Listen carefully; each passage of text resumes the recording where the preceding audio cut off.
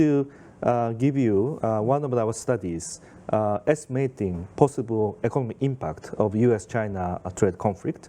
According to this study, basically there are two mechanisms behind this economic cost. Number one is because Chinese export to the U.S.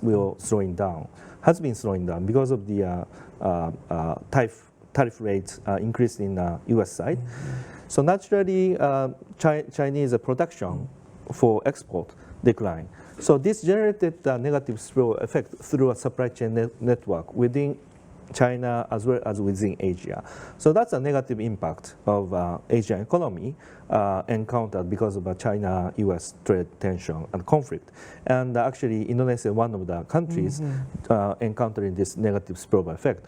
But at the same time, Chinese exports slowing down to the U.S. Actually, last year's figure, 10% export decline. This decrease can be captured by other Asian economy. So notable example is Vietnam. So Vietnam increased export to the U.S. by 30 or so %. So that's a really big gain. They gain the momentum, right? Yes. Yeah. When it comes to Indonesia, so this gain or trade redirection from China to Indonesia is much weaker than Vietnam. So I think this is one challenge Indonesian economy is facing. Most of the businessmen said protectionism started when the government interfered too much and involving in business. What is your take on this when we talk about market versus the states? How does ADB perspective on this? So Indonesia started growing at the level of 6% after Asian financial crisis. Actually, Asian financial crisis really provided the momentum for economic reform, market-oriented economic reform.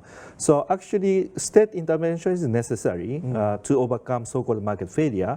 But at the same time, state intervention should be designed and implemented in a way market functions better, overcoming a market failure. So this is a good combination of lively markets, mechanism, and business investment activities fueled by or supported by or facilitated by state mechanism. And also backed by ecology of a very good institution. I think this is this combination is really key behind the successful Asian economy. And we saw many milestones in Indonesia. 1968, more market-oriented reform started. 1986, also market reform started. And after Asian financial crisis, we see a really reform efforts by the government moving forward. So I think that this is really important aspects of government intervention.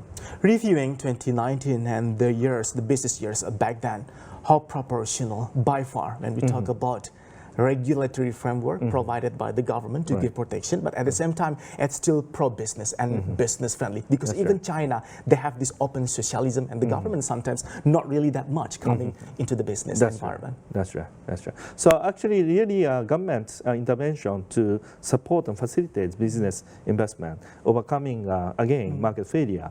That's really necessary and key behind the Asian development. And also, we see.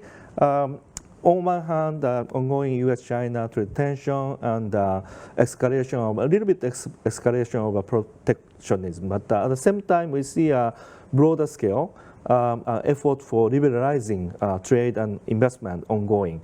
RCEP is one of the mega, regional arrangement and so-called TPP-11, comprehensive and progressive TPP, Trans-Pacific Partnership.